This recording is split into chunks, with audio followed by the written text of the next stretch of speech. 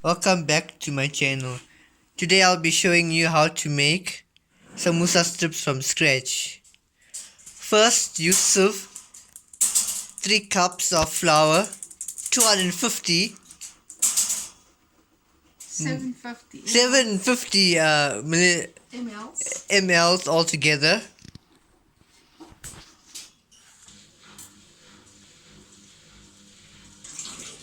Now you're going to add water according to how you want your dough to be. Yeah. You can add some of the milk in the water so your strips do not become oily. Then you add only a pinch of salt. You mix it nicely.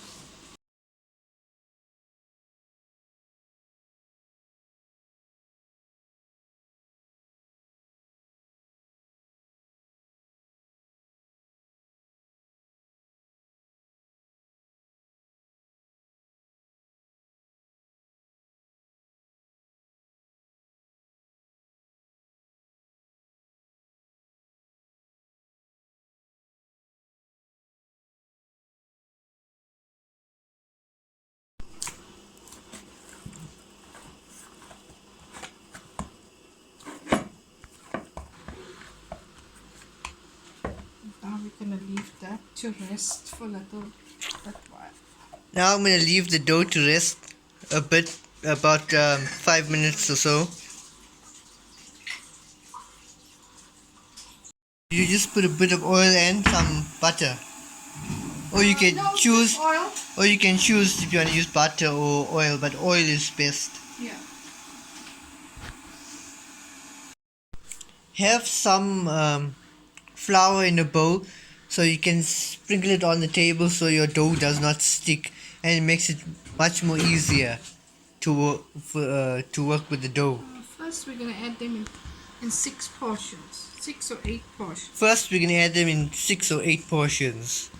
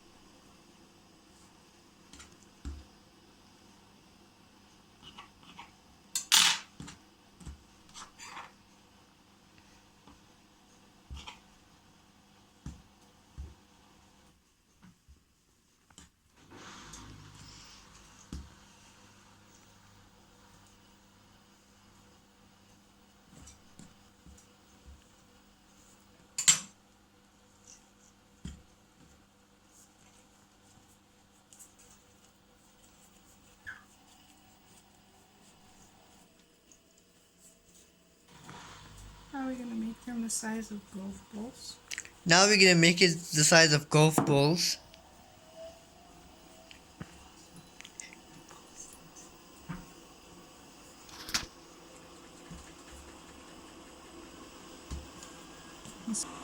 It must be like size of a golf ball, but flat, not too thick or thin, but use your own discretion.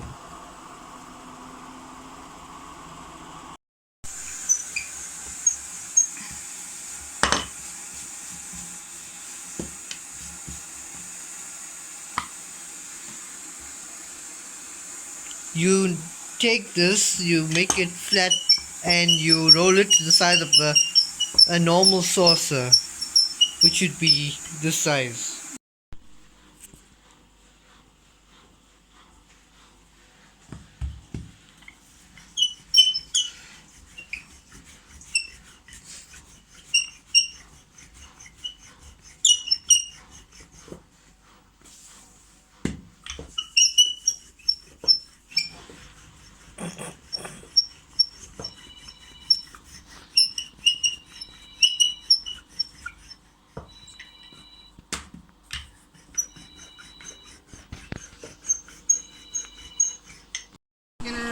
oil onto the rotis. Now we're going to rub oil onto the dough.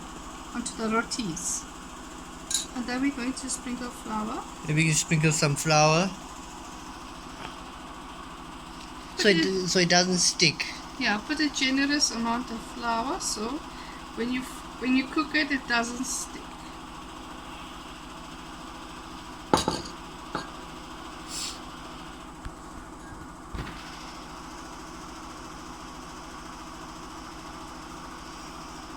So we're gonna do the next one. So you can add another One. and do the same Another thing roti on top of that one. on top of the dough and do the same thing for all of the doughs that You can you've do made. 2 at a time, or you could do 3 at a time. You can do 2 at a time like this, or 3 at a time.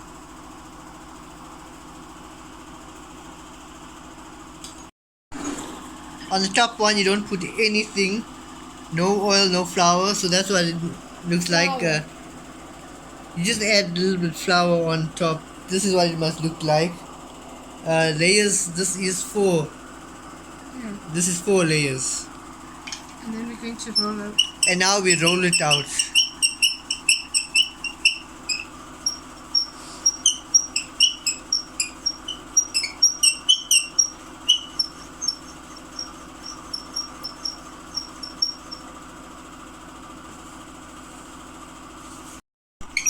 You can roll it as big as you want to. This is size of a medium sized pizza, but you can go further and you can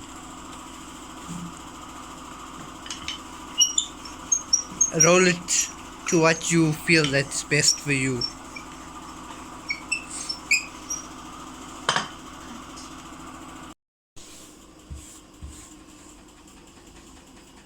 This one will be turned into this medium sized pizza size. You can go bigger or you can go smaller. It depends how thick you want your samosa strips.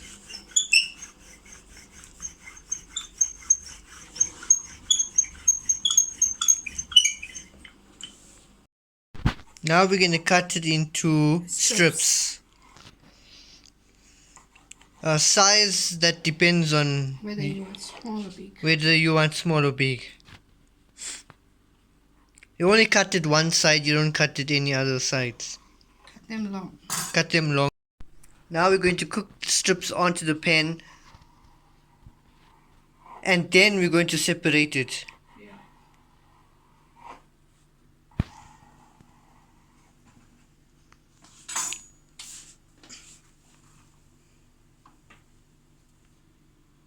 You cook it until it looks like this.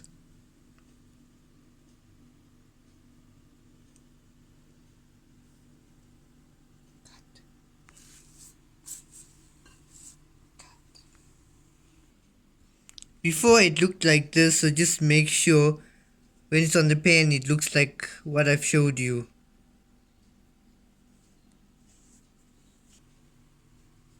This is what it looks like on the pan.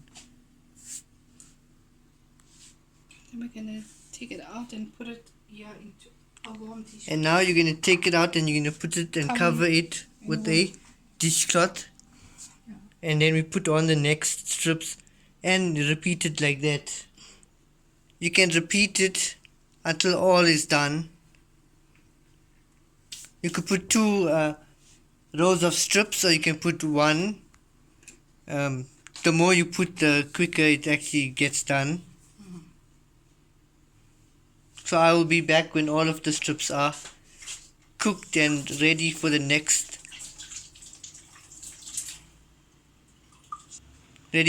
stage. Now you peel it out gently, one by one, very gently.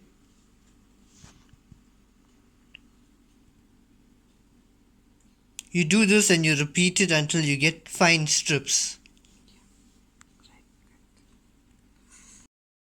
This is the filling. This is homemade chicken mince with some vegetables, onions and chilies, coriander, some salt, and spices. and some spices. You spice it up according to your own. You can spice it up Taste according buds. to your own taste buds. Now I'm going to show you how to make the paste. This is the paste. All you need is flour, water and salt. Again, to your own discretion, how much you need, how much you think that you're going to use. Then we mix it up and then the paste is ready, and the samosa is ready to be filled. The strips are ready to be filled. Cut. Now we're cutting corianders. This is just for us. If you want to put it, you can put it in. It's got really nice flavors and it's healthy as well. And you can add some onions. And you can add some raw onions if you want to, or cooked onions. In this case we have cooked onions, but you can also add. I'm going to add raw onions. And we're also going to add raw onions as well. Pause. Then we add some onions. It doesn't have to be fine, but if you want it to be chunky, then it's up to you. And then we mix it. Then we mix it nicely and nice and even. It should look like that. It should look like this. But again, it all depends on what you add and how you do it. In a bowl we have flour and salt. So now we're going to just add some water, cold water. Now we add some cold water with some for the paste. The paste mustn't be too weak. It must be a bit. It must be a bit thick, but not too thick.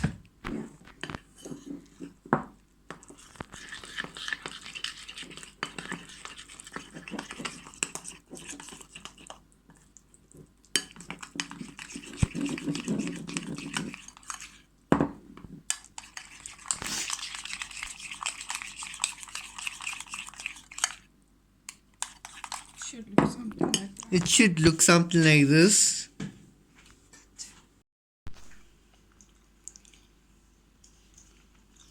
Now you're folding it into a triangle shape. Yeah, and then we're going to fill it like that. Make a pocket. Make a pocket and fill it. Don't overfill it because when frying we don't want it to bust. First, and you continue it. And you continue it.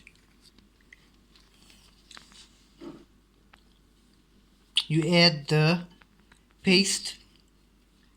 That acts like a glue like.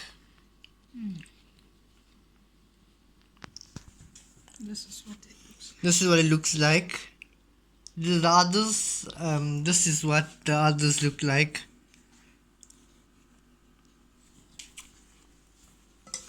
Let me show you another one so you guys know how to do it.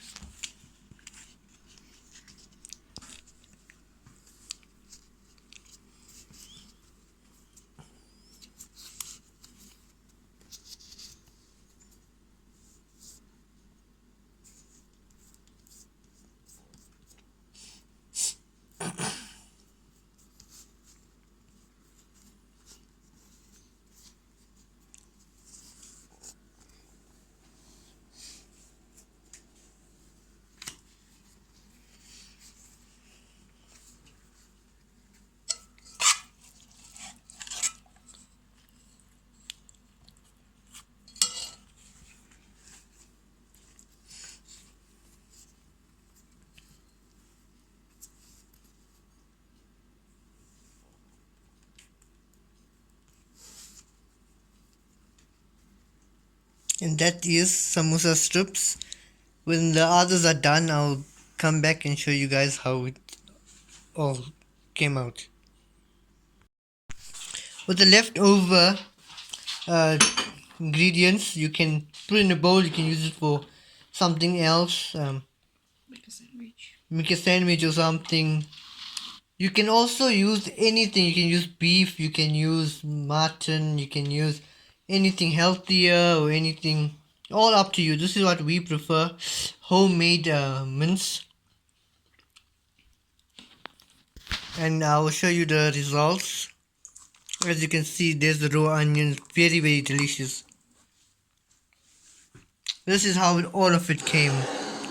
It's about 3 dozens or so.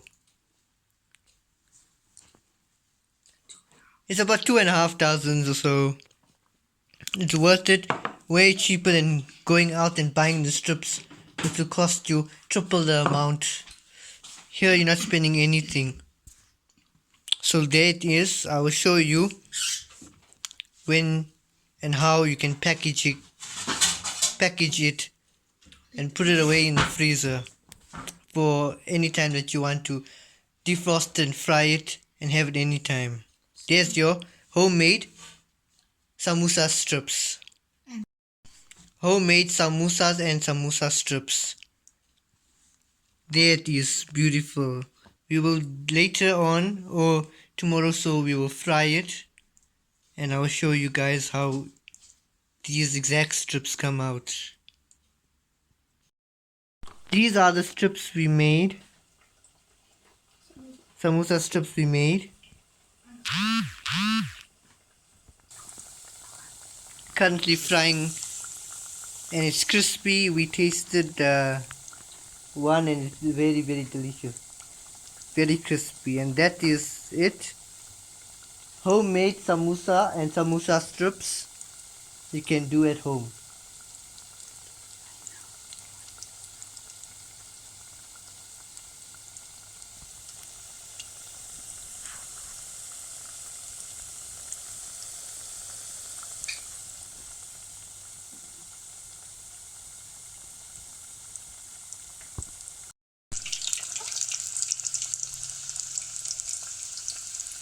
And that's the final results. Look at that.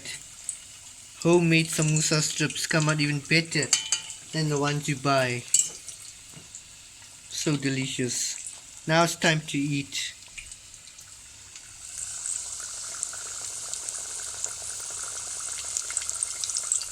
And that's it. Homemade samosa strips and samosas.